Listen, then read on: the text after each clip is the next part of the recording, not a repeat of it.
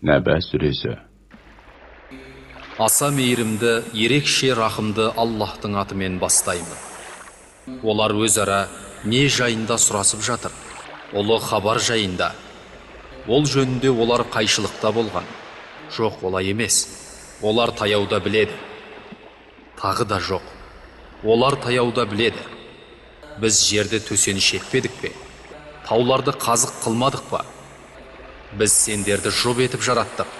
Және ұйқыларыңды тынығу қылдық. Әрі түнді жамылғы жасадық. Ал күндізді күнкөріс уақыты еттік. Және үстеріңнен берік жеті көкті құрдық. Әрі күнді алаулаған шырақ жасадық. Және сығылысушы бұлттардан мол жаңбыр түсірдік. Онымен дән және өсімдікті шығару үшін. Және ну бақтарды да. Ақиқатында айыру күні белгіленген бір уақытта болады. Ол күні сұр үрленеді де, сендер топ-топ болып келесіңдер. Және аспан ашылып, қақпаларға айналады. Таулар жүргізіліп, сағымға айналады. Ақиқатында жаһаннам тосып тұрған бір қақпан. Шектен шығушылардың қайтатын орны. Олар онда ғасырлар бойы қалады. Олар онда салқындықта, сусын да татпайды. Тек қайнаған су мен ірің ішеді. Істеріне сай бір жаза ретінде. Өйткені олар есепке тартылуды үміт етіп ойламаған еді. Және аяттарымызды бүтіндей жалғанға шығарған еді. Ал біз барлық нәрсені жазып тіркегенбіз. Енді татыңдар.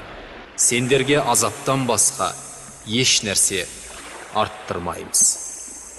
Ақиқатында тақуалар үшін жеңіс бар.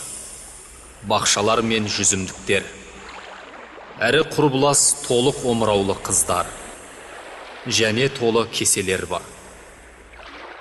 Олар онда бос сөз де, өтірік те естімейді. Бұл Раббыңнан берілген құлшылық амалдарының қайтарымы, сыйы әрі есебі. Көктер мен жердің және ол екеуінің арасындағының Раббысынан аса мейірімдіден. Одан рұқсатсыз олар тіл қатуға ие болмайды.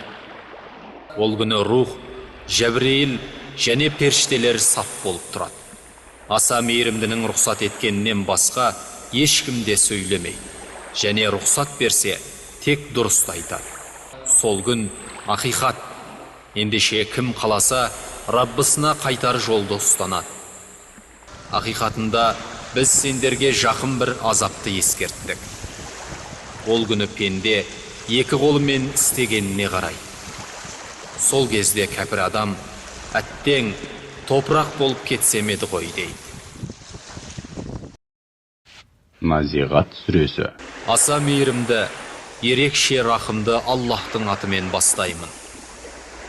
Күшпен суырып алушы періштелермен ант етемін.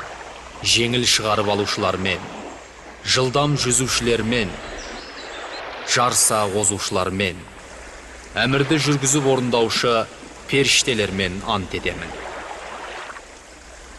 Ол күні дірілдеуші жер дірілдейді. Оған келесісі жалғасады. Ол күні жүректер қорқынышқа түседі. Көздер жуасып, төмен қарайды. Олар, біз бұрынғы қалпымызға қайтарыламыз ба дейді. Біз шіріген сүйек болсақ та ма? Ендеше ол қасіретті бір қайту екен дейді. Расында бұл бір ғана дауыс. Сол сәтте олар жер бетінде тіріліп тұрады. Саған Мұсаның хабары келмеді ме?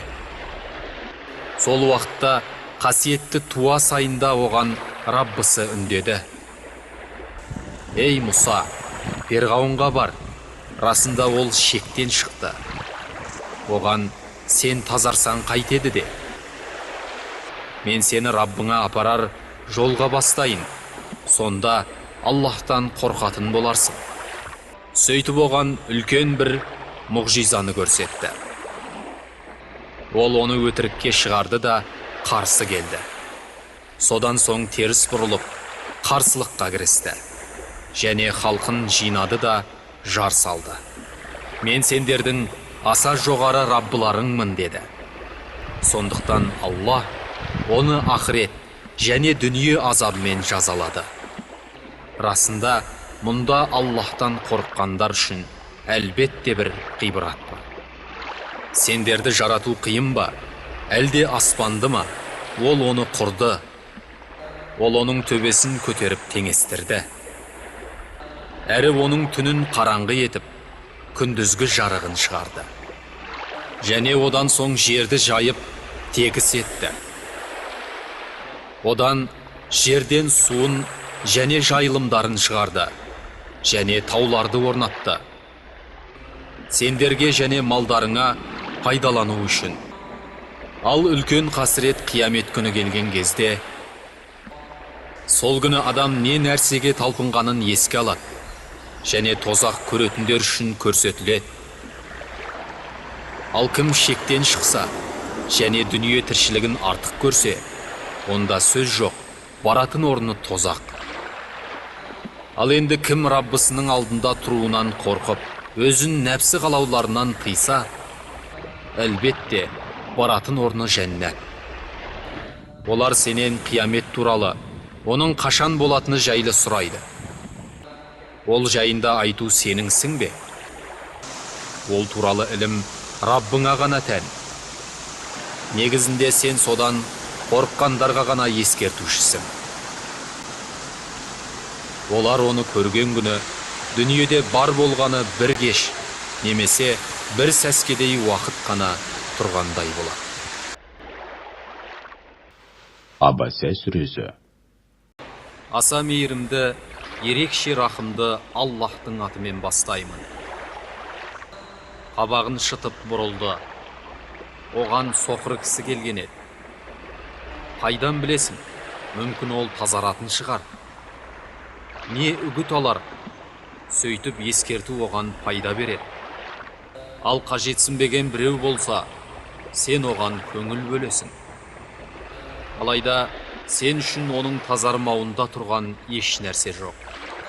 Ал енді кім саған талпынып келсе, Аллахтан қорыққан халде, сен одан басқаға көңіл аударасың.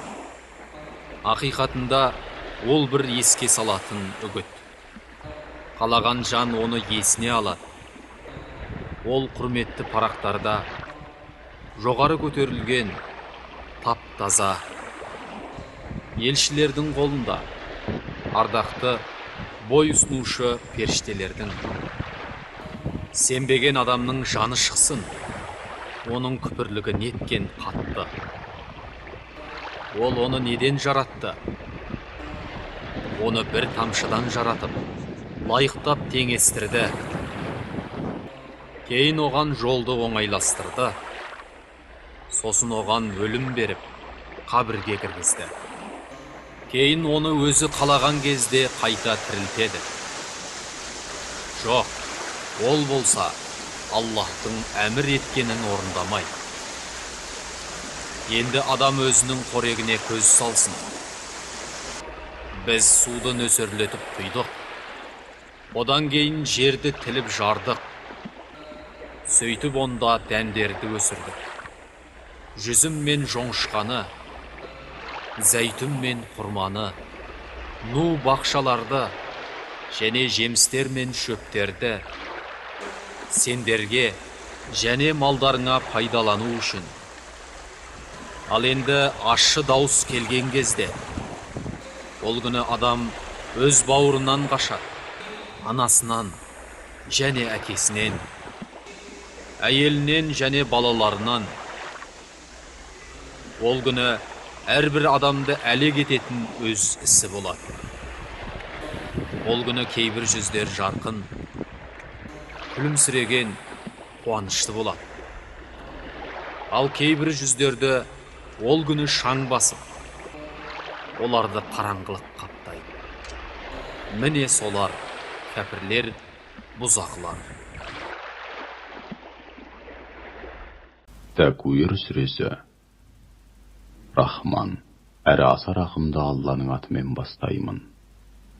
Күн оралып, сәулесі сөнген кезде, жұлдыздар бытырай төгіліп, жарығы өшкен кезде, таулар жылжытылған кезде, буаз інгендер секілді ең қымбат малдар да тәрк етілген шақта, жыртқыш аңдар қойдай иіріліп Алланың құзырына жиналған кезде, теңіздер өртке оранып бұрқ-сарқ қайнаған кезде, тірі жан атаулы, жақсымен жақсы, жаманмен жаман болып қосақталған, және рухтар мен тәндер қайтадан қосылып жұпталған кезде, тірідей көмілген қыз сәбилерден қандай кінәсі үшін өлтірілгені сұралған кезде, амал дәптерлерінің парақтары айқыры ашылған кезде, аспан түріліп бар сыры ақтарылған кезде, жаһаннам жалыны қызған үстіне қызған кезде, жаннат тақуа жандардың кіруі үшін жақындатылған кезде, әне сонда әрбір жан өз үшін не әзірлеп қойғанын анық білетін болады.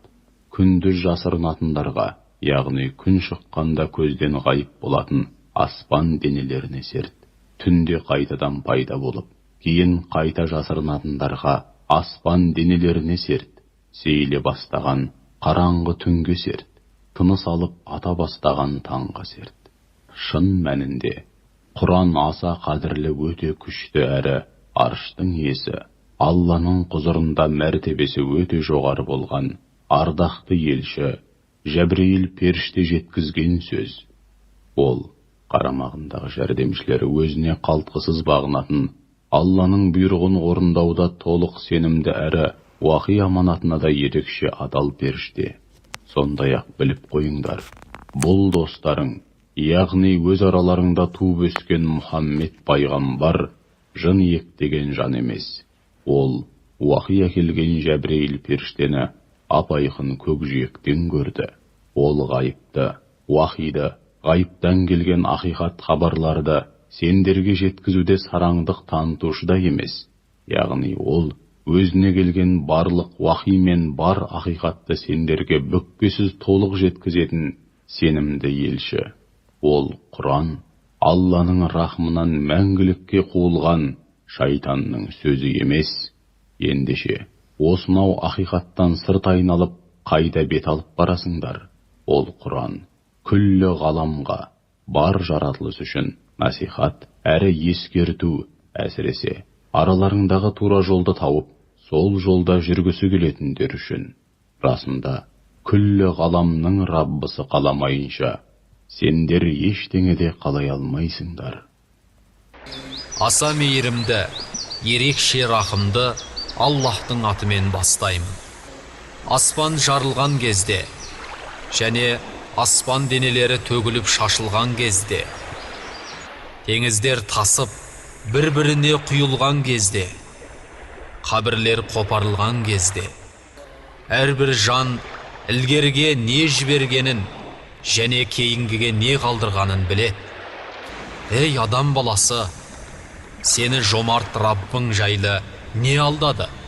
Сондай сені жаратып, тұла бойыңды түзулеп, сені өзі қалаған бейнесінде құрастырған. Жоқ, сонда да сендер есеп беретін қиямет күнін өтірікке шығарасыңдар. Ал негізінде сендердің үстеріңнен қарауылдаушы періштелер бар. Ардақты жазып алушылар, олар сендердің не істеп жатқандарыңды біледі. Шын мәнінде ізгілер сөзсіз игілікте болады. Және шын мәнінде күнәһарлар әлбетте тозақта болады. Олар ол жерге есеп беру күні кіргізіледі. Әрі олар одан құтылып кете алмайды. Ал есеп беру күні не екенін саған не білдірмек? Тағы да есеп беретін күннің не екенін саған не білдірмек? Ол күні ешбір жан басқа бір жан үшін еш нәрсе істей алмайды. Әрі ол күні әмір беру Аллахқа ғана тән. Аса мейірімді, ерекше рахымды Аллахтың атымен бастаймын. Өлшеуде кемітушілерге үлкен қасірет. Олар сондай, егер адамдардан өлшеп алса, толық алады. Ал егер оларға өлшеп, немесе тартып беретін болса, кемітеді. Олар өздерінің қайта тірілетінін ойламайды ма? Ұлы бір күні, Ол күні адамдар әлемдердің Раббысының алдында тұрады. Ақиқатында бұзықтардың кітабы сөзсіз Сиджинде болады. Сиджиннің не екенін саған не білдірмек? Ол жазылып біткен бір кітап. Сол күні өтірік дейтіндерге нендей қасірет. Олар сондай есеп беру күнін өтірікке шығаратындар, ал оны әрбір шектен шығушы күнәһар ғана өтірік дейді. Оған аяттарымыз оқылған кезде ол әуелгілердің ертегісі дейді. Жоқ, олай емес. Олардың жүректерін істеген күнәларының тоты басып бүркеді. Ақиқатында олар ол күні Раббыларынан сөзсіз перделенетіндер. Кейін олар әлбетте тозаққа кіреді. Содан соң оларға, міне, сендердің өтірікке шығарған нәрселерің осы делінеді. Жоқ, ақиқатында ізгілердің кітабы сөзсіз Иллийинде болады. Иллийиннің не екенін саған не білдірмек? Ол жазылып біткен бір кітап. Оны жақындатылғандар көреді. Әлбетте, ізгілер сөзсіз игілікте болады. Жайлы орындарда қарап отырады. Олардың жүздерінен бақыттың сәулесін көресің. Олар мөрленген ішімдіктен сусындатылады. Оның сарқыны жұпар қиды. Ендеше жарысатындар осы үшін жарыссын. Әрі оған тасним сусыны қосылған. Ол Аллахқа жақындатылғандар шетін бір бастау. Ақиқатында күнәһарлар иман келтіргендерге күлетін еді. Және қашан қастарынан өтсе, бір-біріне көз қысып ымдасатын. Әрі үй іштеріне қайтқандарында мәз болып қайтатын. Және қашан оларды көрсе, сөз жоқ, бұлар нағыз адасқандар десетін. Алайда өздері оларға амалдарын тіркеп, сақтаушы етіліп жіберілмегені. Ал енді ол күні иман келтіргендер кәпірлер үстінен күледі. Жайлы орындардан қарап. Кәпірлерге жасаған істерінің жазасы берілді ме? Аса мейірімді, ерекше рахымды Аллахтың атымен бастаймын.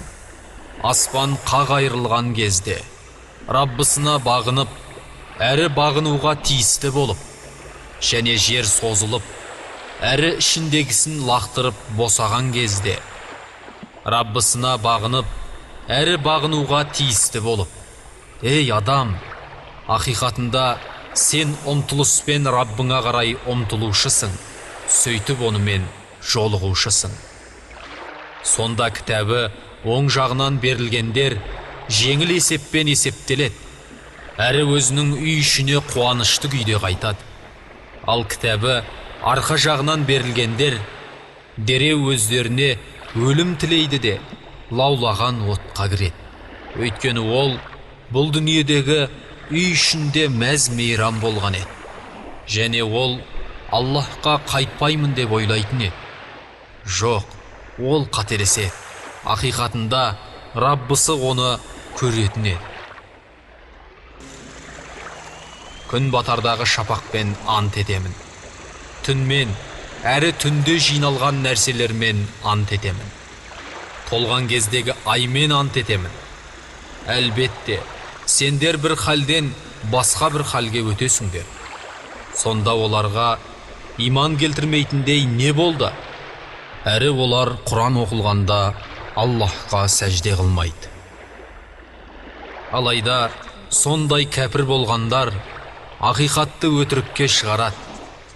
Ал Аллах олардың жасырған нәрселерін жақсы білуші. Ендеше оларды ауыртушы азаппен қуандырғын. Тек сондай иман келтіріп, ізгі амал істегендерден өзгелерін. Оларға таусылмас сый бар. Аса мейірімді, ерекше рахымды Аллахтың атымен бастаймын.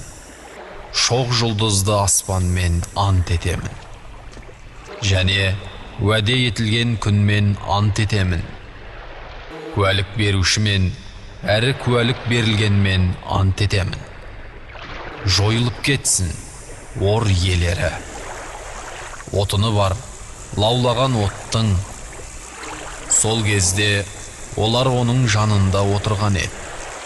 Иман келтірушілерге не істегендеріне куә болып.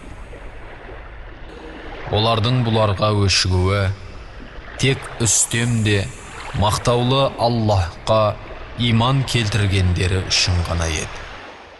Ол сондай көктер мен жердің билігі өзіне ғана тән. Аллах барша нәрсенің үстінен куә. Шын мәнінде мүмін ерлер мен мүмін әйелдерді сынап, кейін тәубеге келмегендерге тозақ азабы әрі от азабы бар. Негізінде иман келтіріп, ізгі амал істегендерге астында өзендер ағатын бақтар бар. Бұл үлкен бір жеңіс. Ақиқатында Раббыңның қолға алуы сөзсіз қатты. Негізінде ол бастапқыда жаратып, әрі қайтарады. Әрі ол кешіруші, жақсы көруші. Аршының иесі аса ұлы, қалаған нәрсесін істеуші. Саған әскерлер туралы хабар келді ме? Перғауын және Самудтың, бірақ кәпір болғандар өтірікке шығаруда. Ал Аллах оларды сырттай орап тұрушы. Негізінде бұл ұлы Құран Лаухул Махфузда. Аса мейірімді, ерекше рахымды Аллахтың атымен бастаймын. Аспанмен және тарықпен ант етемін. Тарықтың не екенін саған не білдірді? Ол жарығы өткір жұлдыз. Әрбір жанның үстінен амалдарын сақтаушы періште бар. Ендеше адам баласы өзінің неден жаратылғанына қарасын. Ол атылып шыққан судан жаратылған. Ол су бел сүйек пен кеуде сүйектің арасынан шығады. Әлбетте, ол Аллах оны қайтаруға, тірілтуге сөзсіз құдіретті. Сырлар ашылып, сынаққа тартылатын күні. Оның ешбір күші де, көмекшісі де болмайды. Қайталанушы жаңбырлы аспанмен ант етемін, жарылушы жермен ант етемін. Ақиқатында ол Құран, айырушы сөз, ол әзіл емес. Негізінде олар айлакерлік түзеді. Мен де оларға қарсы айлакерлік түземін. Ендеше кәпірлерге мерзімін кешіктіріп, аз ғана мұрсат бер. Аса мейірімді, ерекше рахымды Аллахтың атымен бастаймын. Аса жоғары Раббыңның атын дәріпте. Сондай барлық нәрсені жаратып, лайықтап теңестірген, әрі тағдырын белгілеп, бағыттаған, әрі сондай жайылымдарды шығарған, кейін оны қурап, қарайған шөпке айналдырған. Біз саған Құранды оқытамыз да, сен оны естен шығармайсың. Тек Аллах қалағанынан басқасын. Шын мәнінде ол жарияны да, жасырын болғанды да біледі. Біз саған жеңіл болғанды оңайлатамыз. Егер еске салу пайда берсе, сен ескерт. Аллахтан қорыққан ескереді. Ал ең бақытсыз одан ұзақ болады. Ол сондай үлкен отқа кіреді. Кейін ол онда өлмейді де, өмір де сүрмейді. Кім өзін тазартса, мұратына жетеді. Және Раббысының атын еске алса, әрі намаз оқыса, алайда сендер дүние тіршілігін артық көресіңдер. Ал ақырет қайырлы әрі тұрақты. Негізінде бұл үгіт, ескертулер әуелгі парақтарда бар еді. Ибраһимнің және Мұсаның парақтарында. Аса мейірімді, ерекше рахымды Аллаһтың атымен бастаймын. Саған Ғошияның хабары келді ме? Ол күні кейбір жүздер қорланған болады, шаршаған, қажыған. Олар ыстық отқа кіреді, қайнап тұрған қайнардан ішкізіледі. Оларға улы тікеннен басқа тамақ жоқ. Ол семіртпейді де, аштықты да баспайды. Ал кейбір жүздер ол күні шаттықта, өз еңбектеріне разы, жоғарғы жұмақтарда болады. Олар онда ешбір бос сөз естімейді. Онда ағып жатқан бастау бар. Онда көтеріңкі орындар, қойылған кеселер, тізілген жастықтар және жайылған кілемдер бар. Олар түйенің қалай жаратылғанына қарамай ма? Аспанның қалай көтерілгеніне, таулардың қалай қағылғанына, жердің қалай төселгеніне қарамай ма? Ендеше еске сал, өйткені сен тек ескертушісің. Сен оларға күшпен үстемдік етуші емессің. Бірақ кімде-кім бет бұрып Аллаһқа қарсы келсе, Аллаһ оны ең үлкен азаппен азаптайды. Расында олардың қайтуы бізге, кейін олардың есебі сөзсіз бізде. Аса мейірімді, ерекше рахымды Аллаһтың атымен бастаймын. Таңғы араймен ант етемін. Әрі 10 түнмен, жұп және тақпен, және өтіп бара жатқан түнмен ант етемін. Міне осылар ақыл иелері үшін жеткілікті ант емес пе? Раббыңның ат қауымына не істегенін көрмедің бе? Діңгектерге ие Ираммен. Олардың ұқсасы басқа елдерде жасалмаған. Сондай-ақ ойпаттарда жартас ойған Самут еліне, әрі қазықтар секілді әскер иесі Перғауынға ше, не істегенін көрмедің бе? Олар елдерде шектен шығып, онда бұзықтықты көбейткен еді.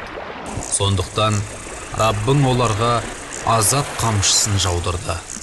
Негізінде Раббың сөзсіз бағылауда.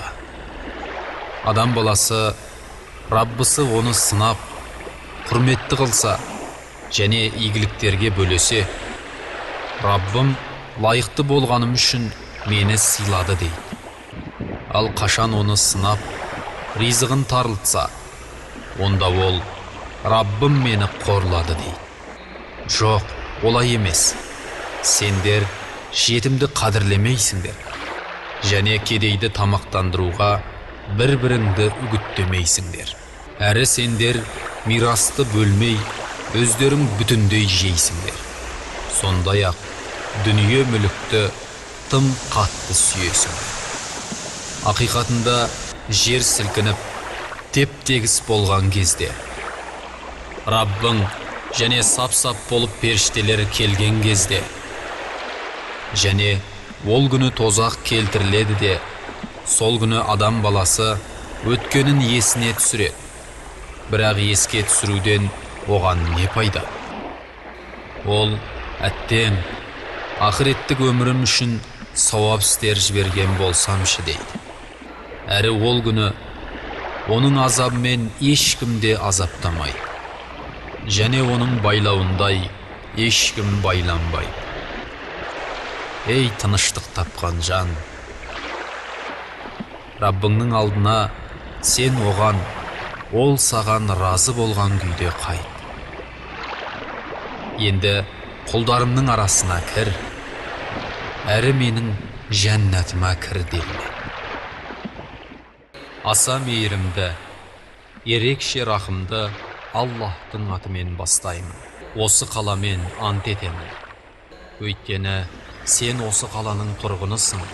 Әке және одан туылған ұрпақпен ант етемін.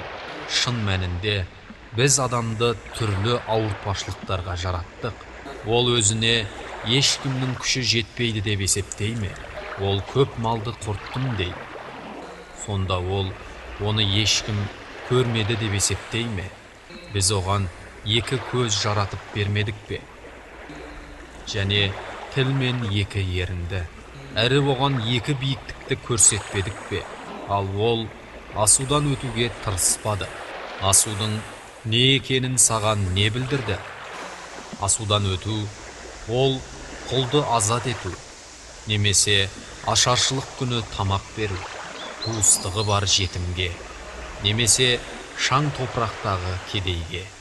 Кейін иман келтіріп, бір-біріне сабырды үгіттесіп, және бір-біріне мейірімділікті үгіттескендердің бірі болу. Міне, осылар оң жақтағылар. Ал аяттарымызға сенбегендер, олар сол жақтағылар. Олардың үстінен қамап алушы от бар. Шәмс сүресі. Рахман, әрі аса рахымды Алланың атымен бастаймын. Күнге және оның жарық шуағына сыр, оған ілесіп сәуле шашқан айға сыр. Оны паш етіп көрсететін күндізге сер, оны бүркеп жасыратын түнге сер. Аспанға және оны теңдессіз жүйеге келтіріп, тірексіз тұрғызғандарға сер. Жерге және оны масаты кілемдей жайып төсегенге сер. Әр нәпсіге және оны жаратылыстың мәні мен мақсатын ұғынып, соны жүзеге асыра алатындай қабілетті етіп, жүйеге салғанға сер. Содан соң күнәнің жолдарын әрі одан сақтану, арылу жолдарын оның көкейіне салып, білдіргенге сер. Сол нәпсіні тәкаппарлықпен Аллаға қарсы келу дертінен арылтқандар Алланың ауыр азабынан құтылып, мұратына жетеді. Ал нәпсісін тәкаппарлықпен күнә батпағына батырып, бүлдіргендер адыра қалар. Сәмуд қауымы шектен шыққан қыңырлықтарымен, иләһи ақиқаттармен өздеріне жіберілген пайғамбарға сенбе. Ақыры өзгелердің айдап салуымен араларындағы ең қаныпезер жауыз суырылып алға шықты. Алланың елшісі Салих пайғамбар оларға Алланың мұғжиза ретінде жіберген інгеніне тимеңдер, және оның су ішетін кезегін бұзбай тиісінше сақтаңдар деп ескертті. Бірақ олар пайғамбарды өтірікші санап, інгенді аяусыз бауызда бөлтірді. Нәтижеде Раббылары істеген күнәлері үшін бастарына келтірген азаппен олардың бәрін бірдей жермен жексен етті. Ол Алла істеген ісінің ақырынан әлбетте қорықпайды. Өйткені оның істерінде зәредейде әділетсіздік болмайды, әрі ол бірде-бір іс үшін жауапқа тартылмайды.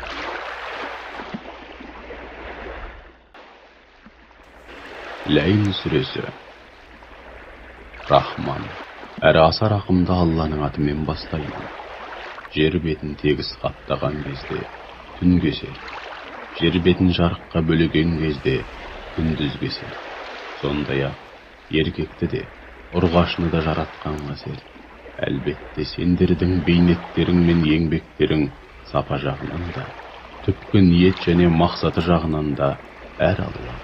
Сондықтан күн-күн Алла берген мал дүниеден оның жолында және мұқтаж жандар үшін жұмсап, Аллаға шын көңілден тағзым етіп, оған қарсы келуден сақтанса, сондай-ақ сенім, амал және сол үшін берілетін қарымта мәселесінде ең абзал болғанды шын жүрегімен растаса, біз де ол үшін мәңгілік бақытқа, пейішке жеткізетін жолды және ақиреттегі есебін жеңілдетеміз.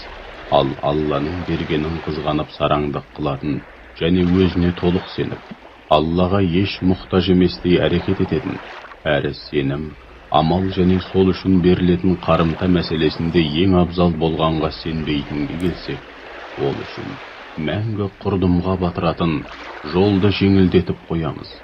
Сөйтіп ол сол жаман жолға оп-оңай түсіп кетеді. Ол жаһаннам шұңқырына домалап бара жатқанда, оған жиған терген мал дәулеті титтей де пайда бермейді. Тура жолға салу, әлбетте, біздің ісіміз. Ахирет секілді бұл дүниенің де бар билігі біздің қолымызда.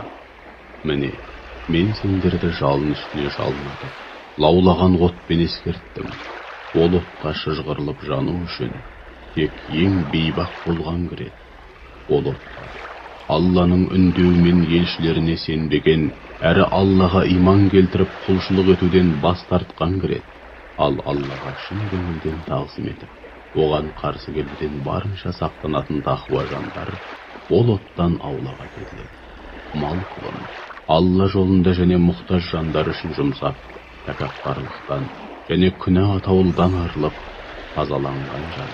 Ол бергенін өзіне жасалған жақсылықтың қарымтасы деп бермейді. Керісінше, ол бергенде тек ұлы Раббысының разылығына бөленуді ғана көксейді.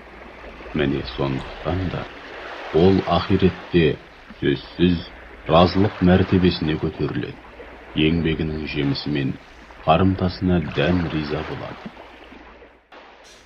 Духа сүресі. Рахман, әрі аса рақымды Алланың атымен бастаймын. Күн көтеріліп, жарқыраған сәске уақытына серт.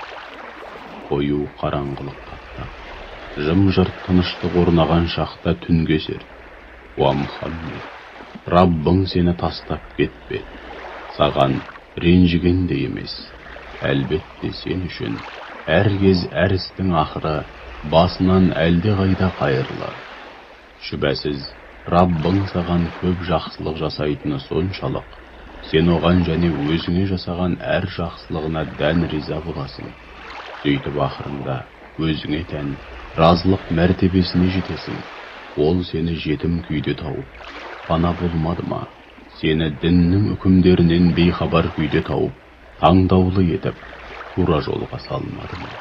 Сені мұқтаж күйде тауып, мұң мұқтажыңды өтеп, ешкімге кіріптар болмайтындай жағдайға келтірмеді ме? Ендеше жетімді қамқоршысы жоқ, әлсіз екен деп ақысын жеуші болма, қорлама. Сондай-ақ өзіңе алақан жай, қайыр сұрап келгенді кемсітіп қума.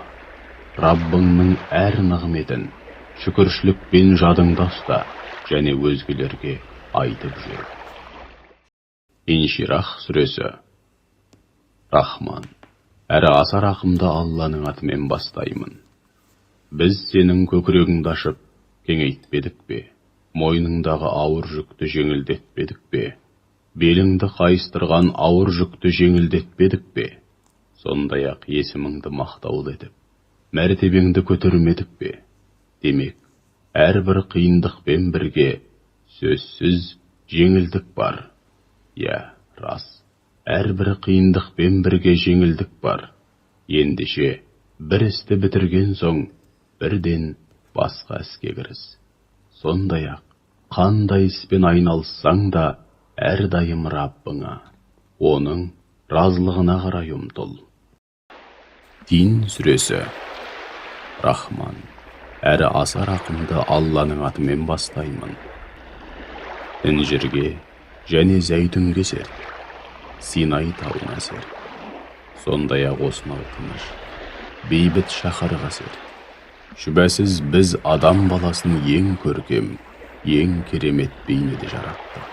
Содан соң оны ең төменге, яғни жаратылыс атаулының ең төменгі деңгейіне түсірдік. Алайда иман келтіріп, ізгі де сауапты істер істегендердің жөні бөлек. Олар үшін әсте түгесілмейтін қисапсыз сый-сияпат бар. Уа адам баласы, ендеше Алланың алдында есеп беретін әрі кесімді үкім шығарылатын дін күніне сенбеуіңнің себебі не? Алла үкім етушілердің ең әділі, ең абзалы емес пе? Алақ сүресі. Рахман, әрі аса рақымды Алланың атымен бастаймын. Оқы, жаратқан Раббыңның атымен оқы. Ол адамды жатырға жабысатын жабысқақ жасушадан жаратты. Оқы, сенің Раббың асқан жомарт. Ол адам баласына қаламмен жазуды үйретті. Адам баласына білмегенін үйретті. Алайда оның мұншама нығметтеріне қарамастан, адам баласы шынында да Раббысына бағынбай, азғындай. Өзін Аллаға мұқтаж еместей көріп, әйтсе де шындығында өлгеннен соң қайтар жол Раббыңа болмақ. Мына тыйым салып, бөгет болып жатқанды көремісің. Ізгілік пен құштарлықта кемелдікке жеткен құл намазға тұрғанда, намаз оқуына тыйым салып жатқанды көремісің. Бұған не дейсің? Солай істегені дұрыс па? Егер ол құл тура жолда болса ше, немесе ел жұртты Аллаға шын тағзым етіп, оған қарсы келуден барынша сақтануға шақырып жүрсе ше, ал мынаған не дейсің? Бұған керісінше әлгі тыйым салушы адам ақиқатқа сенбей, одан сырт айналып жүрсе ше, сонда ол Алланың кімнің не істеп не қойып жүргенін көріп тұрғанын білмей ме? Жоқ, бұлай болмайды. Егер бұл ұстанымынан өзі құлшылық етпеумен қоймай, өзге елдің де құлшылық етуіне кедергі жасаудан қайтпаса, оны кекілінен ұстаған күйде жаһаннамға сүйрейміз. Өтірікпен, күнәға бөккен маңдай шашынан, өзіне жақтас болған, әлгі мәжлісін қалағанынша жәрдемге шақырсын. Біз де жаһаннамдағы жауапты періштелер, зәбәнилерді шақырамыз. Жоқ, оның бұл қылығы мүлдем дұрыс емес. Оған мойын сұнба, Раббыңа сәжде ет. Һәм әрдайым оған жақындататын жолда бол. Қадыр сүресі.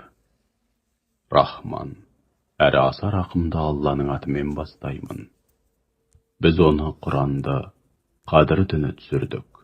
Қадыр түні не екенін білесің бе? Алла білдірмесе, сен қайдан білесің? Қадыр түні 1000 айдан да артық.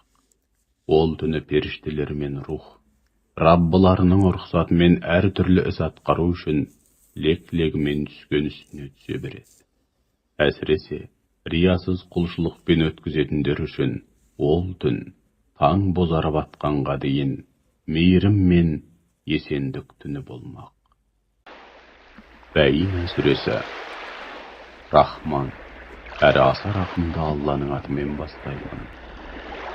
Мейлі кітап иелерінен, мейлі мүшриктерден болсын, Құранға және Алла елшісіне сенбей, күпірлік еткендер өздеріне айқын дәлел келгеннен кейін ұстану керек болған тура жолдан тайды. Тән мен жан тазалығына ие жандар ғана ұстай алатын, қателік пен қайшылықтан, жалған атаулыдан ада пәк парақтарды оқып, ақиқатты насихаттаған Алла тарапынан жіберілген елші келгеннен кейін біліп тұрып тура жолдан тайды. Ол парақтарда иман және өмірге қатысты керемет тәлімдер мен үкімдер бар. Кітап иелері өздеріне ақиқаттың айқын дәлелі келгеннен кейін өз араларында 40 пышақ боп бөлінді.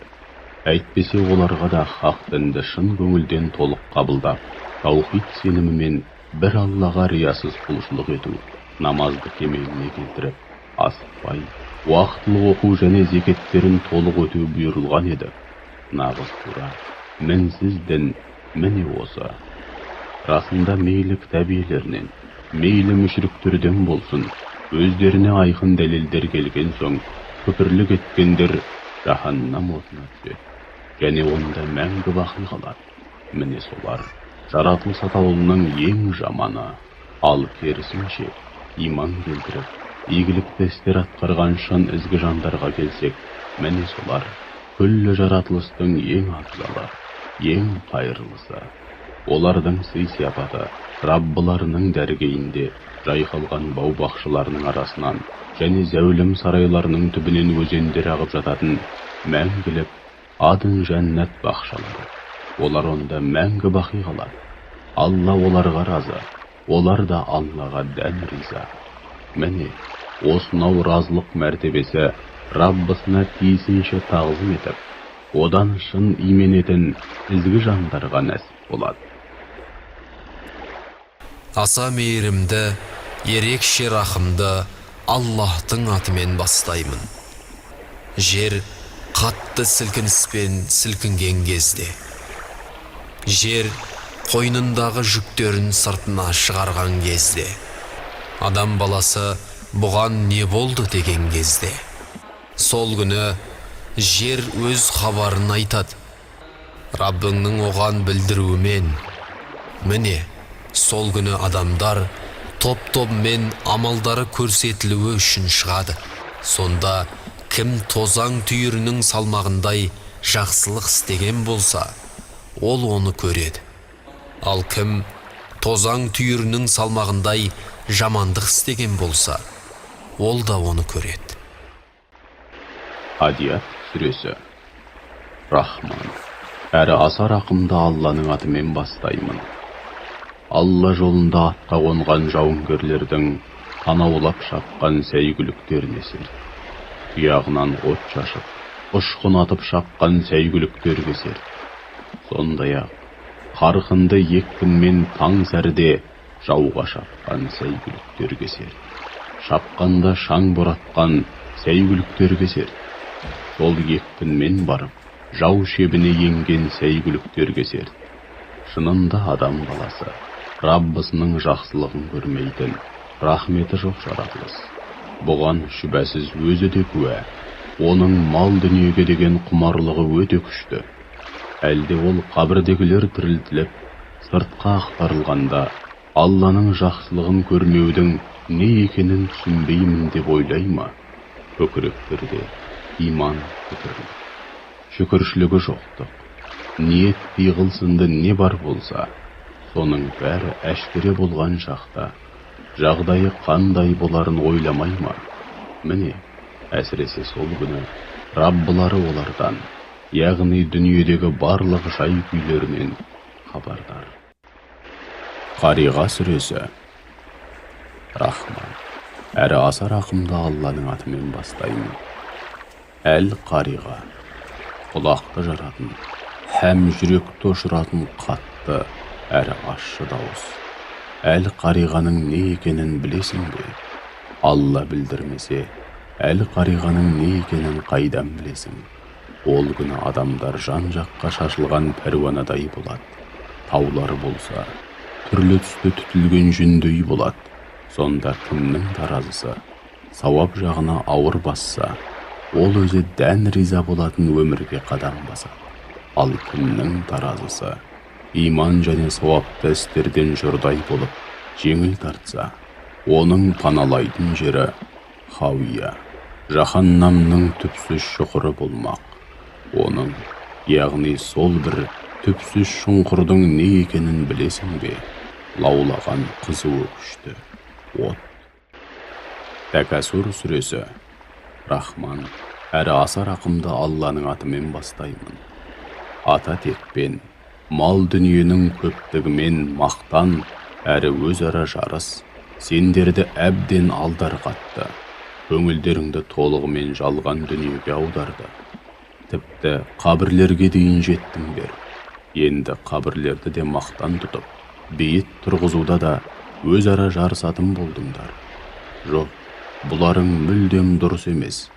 Ажалдарың келгенде мұның не екенін әлі-ақ білесіңдер. Жоқ, мұнымен іс бітпейді. Өлгеннен соң қайта тіріліп, қабірлеріңнен шығарыласыңдар. Міне сонда бұл қылықтарыңның қандай жаман екенін білетін боласыңдар. Жоқ, егер мұны ілімге сүйенетін нақтылықпен білгендеріңде мұндай жат қылыққа бармас едіңдер. Алайда мұндай жат қылықтарыңды қоймасаңдар, шүбәсіз жалын атқан жаһаннамды көресіңдер. Ақырында оны өз көздеріңмен көресіңдер. Шүбәсіз сол күні өздеріңе берілген бар нығметтің есебін бересіңдер. Аср сүресі. Рахман, әрі аса рақымды Алланың атымен бастаймын. Ғасырға, уақиғаларға толы заманға, әсіресе ақырғы бөлігіне серт. Шынында адам баласы зиян ішінде, тек иман келтіргендердің, соған сай өздерін һәм бүкіл қоғамды түзетуге бағытталған игі істер атқарғандардың, бір-біріне ақиқатты насихаттағандардың, және қайғы қасіретте, ауыртпалық түскенде, сондай-ақ тура жолдан таймау, һәм асау нәпсі мен әзәзіл шайтанға ермеу мәселесінде бірін-бірі сабырға шақырғандардың жөні бөлек. Хумаза сүресі. Рахман, әрі аса рақымды Алланың атымен бастаймын. Әрбір ел жұртты менсінбей сынап мінеуші, ишарамен ымдап келемеждеп, кемсітушінің жағдайы қандай өкінішті. Олар мал дүние жиып, оны ешкімге бермей ашкөздікпен қайта-қайта санай береді, әрі байлығымен масаттанып, өзгелерді өзінен төмен санап қор көреді. Ол мал дүниесінің арқасында мәңгілікке қол жеткізем деп ойлайды. Жоқ, олай емес. Ол міндетті түрде Хутамаға, жаһаннам отына тасталады. Хутаманың не екенін білесің бе? Ол Алланың тұтанған өшпейтін оты. Ол адамның тәнімен қоса, ішіне дейін еніп, жүрекке дейін өтетін от. Ол ішіне тасталғандарды жан-жағынан құрсаулап, жауып алады. Оған тасталғандар ұзын-ұзын от жалынды бағаналарға байлаулы күйде қалады. Фил сүресі. Рахман, әрі аса рақымды Алланың атымен бастаймын. Раббыңның пілдермен келген әскерге не істегенін көрмедің бе? Олардың айла амалдарын түкке тұрғысыз етіп, іске асырмай тастамады ма? Төбелеріне топ-тобымен әбәбил құстарын жіберді. Әбәбил құстары оларға піскен топырақтан тас жаудырды. Ақырында оларды құрт жеп шұрт тесік болған егістік жапырағындай қылды. Құрайш сүресі. Рахман, әрі аса рақымды Алланың атымен бастаймын. Құрайшқа нәсіп етілген тыныштық пен береке бірліктің құрметі үшін. Қысқы және жазғы сапарларында Құрайшқа нәсіп етілген тыныштық пен береке бірліктің құрметі үшін. Осынау үйдің, Қағбаның Раббысына құлшылық етсін. Өйткені Раббылары оларды аштықтан һәм түрлі қауіп-қатерден сақтауда. Мағун сүресі. Рахман, әрі аса рақымды Алланың атымен бастаймын. Дін күнін, яғни Алланың алдында есеп беретін, әрі кесімді үкім шығарылатын ұлы сот күнін жоққа шығарғанды көрмейсің бе? Ол жетімді кеудесінен итереді. Пақыр міскіннің қарнын тойдырмайды. Өзгені де ол іске әсте құлшындырмайды. Ақиретке тиісінше сенбей, ықылассыз намаз оқитындардың жағдайы қандай өкінішті. Олар намаздарында ғапыл. Сондай-ақ құлшылықтарын ел жұртқа көз қылып, көрсету ниетімен орындайды.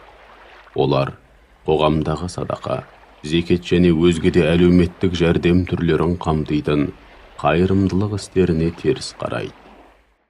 Кәусәр сүресі. Рахман, әрі аса рақымды Алланың атымен бастаймын. Шынында біз саған Кәусәрді, үзілмейтін, түгесілмейтін мол жақсылық нәсіп еттік. Сен де Раббың үшін оған борыштар екеніңді терең сезіне отырып, намаз оқы және құрбан шал. Ақиқатында сені ұрпақсыз, нағыз жақсылықтан махрұм деп кемсітушілердің өздері ұрпақсыз, өздері махрұм. Кафирун сүресі. Рахман, әрі аса рақымды Алланың атымен бастаймын. О Мұхаммед, оларға айт: ей кәпірлер, мен сендердің табынғандарыңа әсте табынбаймын. Сендер онсыз да менің табынғаныма табынушы емессіңдер. Мен сендердің табынғандарыңа табынушы емеспін. Сендер де менің табынғаныма табынушы емессіңдер. Ендеше өз діндерің өздеріңе, ал менің дінім өзіме. Наср сүресі. Рахман, әрі аса рақымды Алланың атымен бастаймын. Алланың жәрдемімен көптеген жеңістерге жол ашқан, ұлы жеңісі келген кезде, сондай-ақ адамдардың лек-легімен Алланың дініне кіргенін көргеніңде, міне сонда Раббыңды мадағайды бұлықта, һәм одан кешірім тіле, өйткені ол тәуәп, құлдарының шынайы тәубесін қабыл етуші. Онымен қоймай, оларды артығымен сауапқа біліп, сый-сияпатқа кенелтуші. Тәббәт сүресі. Рахман, әрі аса рақымды Алланың атымен бастаймын. Әбу Ләһәбтің екі қолы бірдей құрысын, онсыз да құрды. Мал дүниесімен бар тапқан таянғаны, оған еш пайда бермеді. Таяуда жанып шыжғырлу үшін жалын атқан отқа кіреді. Сондай-ақ, оның бұл дүниеде дұшпандық отын жағу үшін сөз тасыған әйелі де сол жалын атқан отқа отын тасушы болып кіреді. Мойнына мықты есілген арқан салынған күйде. Ықылас сүресі. Рахман, әрі аса рақымды Алланың атымен бастаймын. Оларға айт. Ол Алла жалғыз. Алла самат. Ешкімге және еш нәрсеге мұқтаж емес. Керісінше, күллі жаратылыс оған мұқтаж. Ол тумағанда, туылмағанда. Оның ешбір теңдесі де жоқ. Фәлақ сүресі. Рахман, әрі аса рақымды Алланың атымен бастаймын. Оларға айт. Таң шапағының Раббысына сақтай көр деп сыйынам. Өзі жаратқан күллі жаратылыстың кесірінен, жер бетін қаптаған қараңғы түннің кесірінен, түйіншектерге үрлеп дуалайтын дуашылардың кесірінен, сондай-ақ күндеген кездегі күншілдердің кесірінен сақтай көр деп сыйынам. Нас сүресі. Рахман, әрі аса рақымды Алланың атымен бастаймын. Оларға айт. Сақтай көр деп сыйынам адамдардың Раббысына, адамдардың иесіне, адамдардың тәңіріне, әзәзіл шайтанның кесірінен, адамдардың көкірегіне уәсуәсе салатын әзәзіл шайтанның кесірінен сақтай көр деп сыйынам деп айт. Ондай әзәзіл шайтан жыннан да, адамдардан да шығады.